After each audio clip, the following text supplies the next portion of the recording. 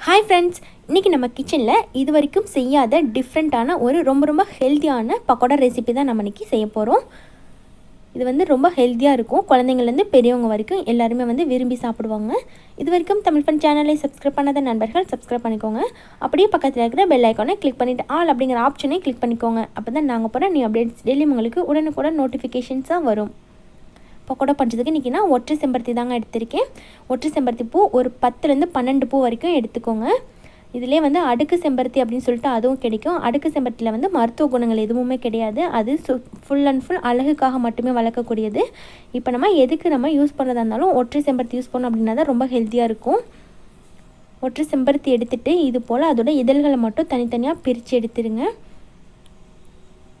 பிரித்து எடுத்துகிட்டு இதை சின்ன சின்ன பீசஸாக இது போல் கட் பண்ணி வச்சுக்கலாங்க.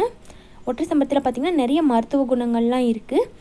ரத்தத்தை சுத்தப்படுத்தக்கூடிய தன்மை இருக்குது. தினமும் 2 பூ சாப்பிட்டு வந்தோம் அப்படின்னா ஹார்ட்டில் ப்ராப்ளம் இருக்கவங்களுக்குலாம் வந்து ரொம்ப சீக்கிரத்துலேயே சரியாயிடும். அவ்வளோ நன்மைகள் இருக்குது. சின்ன சின்ன பீசஸாக கட் பண்ணி எடுத்து வச்சுக்கோங்க. இப்போ ஒரு மிக்சிங் பவுலில் 1 கப் அளவுக்கு கடலை மாவும் சேர்த்துக்கோங்க. கூடவே 1/4 கப் அளவுக்கு அரிசி மாவும் சேர்த்துக்கோங்க. இதில் காரத்துக்கு தகுந்த மாதிரி ஒரு 1.5 டீஸ்பூன் அளவுக்கு மிளகாய் தூள் சேர்த்துக்கோங்க. அப்புறமா 1 டீஸ்பூன் அளவுக்கு சோம்புத்தூள், கூடவே தேவையான அளவுக்கு உப்பு,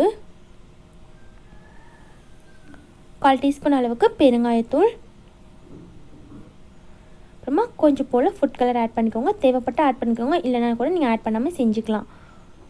ஆட் பண்ணதுக்கப்புறமா நம்ம கட் பண்ணி வச்சுருக்க செம்பருத்தி பூக்கள் இது கூட சேர்த்துக்கோங்க. குழந்தைங்களுக்குலாம் இது போல் செஞ்சு கொடுக்கும்போது ரொம்ப ஹெல்த்தியாக இருக்கும், ரொம்ப டிஃப்ரெண்ட்டாகவும் இருக்குங்க. நம்ம எப்போதும் ஒரே மாதிரியாக ஸ்நாக்ஸ் பண்ணுறதுக்கு இது போல் டிஃப்ரெண்ட்டாக நம்ம செஞ்சு கொடுத்தா ரொம்ப நல்லாயிருக்கும். இப்போ இது எல்லாத்தையும் ஒன்றா சேர்த்து நல்லா மிக்ஸ் பண்ணிக்கோங்க.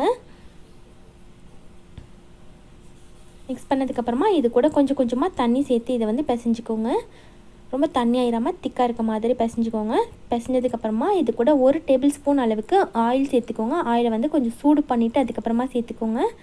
அப்போ வந்து உங்களுக்கு பக்கோடா நல்ல மொறுமொறுப்பாக கிடைக்கும். இப்போ மாவு ரெடி ஆயிடுச்சு. இது போல் ரெடி ஆனதுக்கப்புறமா ஆயில் நல்லா ஹீட் பண்ணிவிட்டு சின்ன சின்ன பீசஸாக எடுத்து ஆயிலில் ஃப்ரை பண்ணிக்கோங்க.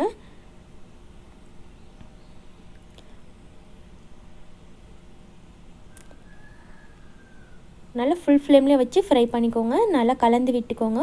ஒரு சைடு வெந்ததுக்கப்புறமா நல்லா கலந்து விட்டுக்கோங்க.